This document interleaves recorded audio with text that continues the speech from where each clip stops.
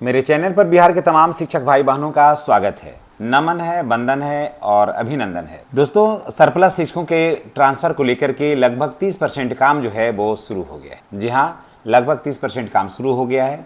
और जो अंतर जिला वाले, मैं बता दूं, जो वर्तमान जिले में काम कर रहे हैं, यहाँ से दूसरे जिला जाना चाह रहे हैं, थोड़ा सा उनका काम अभी रोका गया है। ऐसा नहीं कि रोका गया कहने के माने कि एकदम स्टॉप कर दिया गया, सो नहीं है, थोड़ा सा स्लो कर दिया गया है। और जो जिला के अंदर जो शिक्षक ट्रांसफ़र लेना चाह रहे हैं, जिला के अंदर जो, जैसे किसी शिक्षक ने 30 विद्यालय का नाम दिया है और या फिर किसी ने 10 ही नाम दिया, किसी ने 15 ही नाम दिया, तो पहले उसी पर काम किया जा रहा है। और उसमें लगभग 30% काम जो हो गया है, 70% काम बाकी है। और उम्मीद की जा रही है कि ये जो सीटें जो है शिक्षकों का, वो समय से पूरा होगा और 7 सितंबर तक के आसपास, 7 से 9 सितंबर के आसपास लोगों को नया जो विद्यालय है उसका आवंटन हो जाएगा। चलिए, हम पूरी जानकारी इस वीडियो के माध्यम से हम कर रहे हैं। जितने भी शिक्षक भाई बहन हैं हमारे, वो अगर चैनल पर फर्स्ट बार आए हैं तो चैनल को सब्सक्राइब कर लेंगे। हाँ, एक चीज़ का हमेशा ध्यान रखिएगा कि फिलहाल ये ट्रांसफ़र उन शिक्षकों को रोकेगा। जी हाँ, उन शिक्षकों को रोकेगा जो जनगणना कार्य में जो जुड़े हुए हैं। बात को बढ़िया से समझ लीजिएगा। उन शिक्षकों का नाम थोड़ा सा अभी डिले होगा या फिर आ भी जाएगा, इसमें तो रुकने की संभावना है जिनका जनगणना कार्य में नाम है। बाकी जिनका जनगणना कार्य में नाम नहीं है और सरप्लस शिक्षक हैं, चाहे वो विशिष्ट शिक्षक हैं या फिर पुराने वेतनमान वाले शिक्षक हैं या 34,540 वाले शिक्षक हैं, कोई भी शिक्षक हैं, बशर्ते वो सरप्लस शिक्षक हैं, तो उनका ट्रांसफ़र नहीं रुक रहा है, वो ट्रांसफ़र हो रहा है। एक चीज़ और भी मैं बता दे रहा हूँ, जानकारी आपका हो जाए कि शिक्षकों के हित को ध्यान में रखते हुए आदरणीय शिक्षा मंत्री श्री मिथिलेश तिवारी जी ने ये बताया है कि शिक्षकों का विचारों को, शिक्षकों के चॉइस को सर्वोपरि रखा जाएगा। और मुझे उम्मीद है कि ऊपर से जो आप टॉप 5 जो विद्यालय दिए हैं, जी हाँ, ऊपर से जो टॉप 5 विद्यालय दिए हैं, हमारी सरकार की ये प्राथमिकता होगी कि आपको उसी दरमियान में जो है आपको उसका लाभ मिले। जैसा कि माननीय शिक्षा मंत्री श्री आदरणीय मिथिलेश तिवारी जी जैसा कि आश्वासन दिए हैं, और इस पर हमारे आदरणीय मुख्यमंत्री श्री सम्राट चौधरी जी ने भी निर्देश दे रखा है कि शिक्षकों को जब ट्रांसफ़र ही देना है तो उनको सुविधा के हिसाब से ट्रांसफ़र दिया जाए। ये नहीं कि ट्रांसफ़र दे दिया जाए और तार से गिरे बबूल पर लटके, नहीं, ट्रांसफ़र दीजिए ताकि उनको सुविधा हो सके।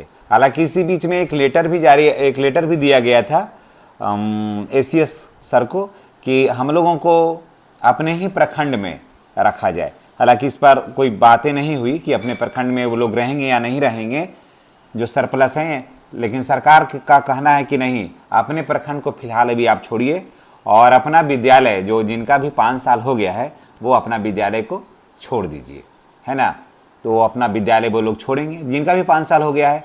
अब यहाँ पर बात ये आती है कि नियोजित शिक्षकों का क्या होगा, वो कैसे छोड़ेंगे, क्या उनका नियोजन इकाई टूटेगा तो उस पर क्या असर पड़ेगा। तो चलिए पहले बात करते हैं जो हमारे सम्मानित भाई बहन जो विशिष्ट शिक्षक बने हैं या फिर सरप्लस शिक्षक बने हैं, ऐसे समझिए सरप्लस शिक्षक बने हैं, तो उनका विद्यालय का आवंटन का जो प्रक्रिया है वो अब शुरू हो गया है। लगभग 30% काम हो भी गया है। सबसे पहले जिस जिला में गृह जिला का जो आवंटन है उसी पर काम हो रहा है। उसके बाद अंतर जिला जो आवंटन होगा ना, उस पर फिर काम होगा।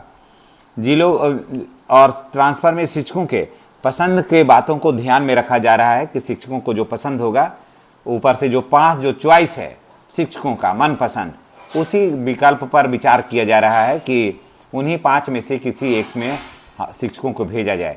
तो 1 से 30 जो आप दिए हैं अपने पसंद का ही दिए होंगे, अपने महत्व का ही दिया होंगे, घर के आसपास ही दिए होंगे, तो आपको 30 तक जाने की ज़रूरत नहीं है। उम्मीद की जा रही है, जैसा कि अभी संभावना है, कि 5 तक जो है उस पर प्राथमिकता मिलेगी। और उसके माने सरकार का ये प्रयास होगा कि 5 विद्यालय जो होगा टॉप आपका, जो आपके पसंद का होगा, उसको उस पर प्राथमिकता मिलने की संभावना है। विभाग की ओर से वीडियो कॉन्फ्रेंसिंग के माध्यम से इसका निगरानी भी होगा कि कहीं कोई गड़बड़ी नहीं हो, और जिसका उद्देश्य बताया जा रहा है कि विद्यालय आवंटन की प्रक्रिया निर्धारित नियमों के अनुसार हो और शिक्षकों को अनावश्यक परेशानी का सामना नहीं करना पड़े। यह प्रक्रिया पूरी पारदर्शिता के साथ किया जाएगा। और सरप्लस शिक्षकों के लिए क्या मतलब है, तो भाई सरप्लस शिक्षकों के लिए विद्यालय आवंटन सबसे महत्वपूर्ण चरणों में से एक है। आवेदन एवं अन्य प्रक्रिया के बाद अब विद्यालय आवंटन का काम शुरू होने का संकेत मिल गया है।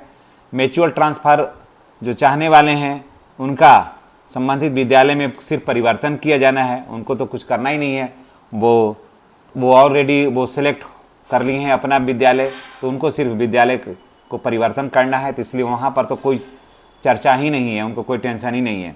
समान ट्रांसफ़र पर भी क्या इसका असर पड़ेगा, तो नॉर्मल जो ट्रांसफ़र होगा इसका पर ज़्यादा असर नहीं पड़ेगा, क्योंकि बताया गया है कि 17 सितंबर से सामान्य ट्रांसफ़र की जो प्रक्रिया है वो शुरू होने वाली है और वो निर्धारित समय से ही शुरू हो जाएगी सामान्य ट्रांसफ़र। लेकिन सवाल ये उठ रहा है कि सामान्य ट्रांसफ़र से पहले क्या उसमें और कुछ परिवर्तन होगा, वहाँ क्या ऐच्छिक होगा, जो भी जाना चाहेंगे जा सकते हैं। बहुत सारे साथी ये कमेंट कर रहे थे कि हम लोगों का सरप्लस में नाम नहीं है लेकिन हम लोग ट्रांसफ़र लेना चाह रहे हैं। तो मैं तमाम भाई बहनों को मैं यही कहूँगा कि आप माफ़ करिएगा, आप 17 तारीख से जो है ना, जो सामान्य ट्रांसफ़र का जो निकलेगा शेड्यूल होगा 17 से लेकर के 23 सितंबर तक, आप उसमें आवेदन आप कर दीजिएगा। जो भी सरप्लस हो या नहीं हो, जो भी ट्रांसफ़र लेना चाहते हैं वो सभी सामान्य ट्रांसफ़र जो लेना चाहते हैं वो, और आपको भी मैं बता दूं कि आपको भी 30 विद्यालय मिलेगा। यानी कि सरकार ट्रांसफ़र तो कर रही है, लेकिन आपके विचारों के अनुकूल, आपके सुविधाओं के अनुकूल आपको भेजा जा रहा है। ये नहीं कि कहीं से उठाया और कहीं भेज दिया, जैसे सिपाही वगैरह में होता है, वो बात नहीं है। लेकिन हम लोगों की आदत हो गई कि घरे तर रहेंगे, घरे के पास रहेंगे, घरे के पास रहेंगे। तो सरकार भी कह रही कि आप घर के पास ही रहिए, लेकिन इतना ध्यान रखिएगा कि घर के पास भी रहिएगा, लेकिन आपको 5 साल तक उस विद्यालय में रहना ही होगा। अब वहाँ संसाधन का रोना रोइएगा तो ये भी नहीं चलेगा। वहाँ बिजली नहीं है, पानी नहीं है, आने का रास्ता नहीं है, बाढ़ है, तो ये सब चीज़ें का रोना आप मत रोइएगा।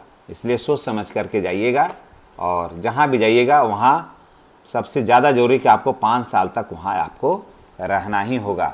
हाँ, वहाँ तभी आप हट सकते हैं जब आपको कोई गंभीर बीमारी हो जाए। कौन चाहेगा भाई कि 5 साल रहने के बजाय हमको गंभीर बीमारी हो जाए, हार्ट का प्रॉब्लम हो जाए, किडनी खराब हो जाए, लीवर ट्रांसप्लांट की ज़रूरत है, तो ऐसा कौन चाहेगा? कोई भी नहीं चाहेगा। तो ऐसे में आपको वहाँ पर 5 साल आपको रहना होगा।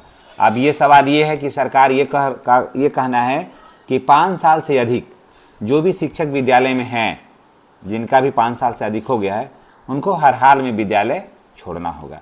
महिला जो शिक्षिका हैं उनको अपने पंचायत छोड़ करके दूसरे पंचायत में जाना होगा, और पुरुष शिक्षकों को भी दूसरे प्रखंड में जाना होगा। ऐसे भी समझ लीजिए कि मान लिया जाए कि कोई पुरुष शिक्षक हैं और वो दूसरे प्रखंड में हैं, और दूसरे प्रखंड में हो गया, मान लिया जाए कि कोई पुरुष शिक्षक हैं वो अतरी के रहने वाले हैं और उनका पोस्टिंग हो गया है वजीरगंज में, और ये 5 साल से यहाँ हैं, तो भी इनको अपना ये विद्यालय छोड़ना होगा। भले ही ये इसी विद्यालय का, इसी प्रखंड का किसी अन्य विद्यालय में चले जाएं तो ये हो सकता है, क्योंकि ऑलरेडी ये प्रखंड इनका चेंज है, तो इसी प्रखंड के किसी विद्यालय में ही चले जाएंगे, लेकिन फिर भी इनका अपना मूल विद्यालय छूट ही जाएगा।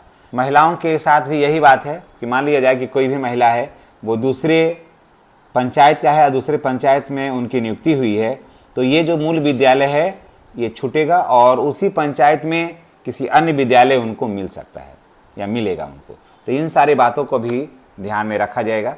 तो निश्चित रूप से ये जानकारी आपको अच्छी लगी होगी, तो चैनल को आप सब्सक्राइब करिएगा, और शिक्षा जगत की हर खबर को जानने के लिए हमारे साथ कनेक्ट रहिए। और जो भी कुछ बातें होंगी, हमारा एक चैनल भी है, व्हाट्सअप चैनल है, और उस पर जाकर के आप चाहें तो आप अपना विचार शेयर भी कर सकते हैं। हम उसका लिंक डिस्क्रिप्शन में दे रहे हैं। धन्यवाद।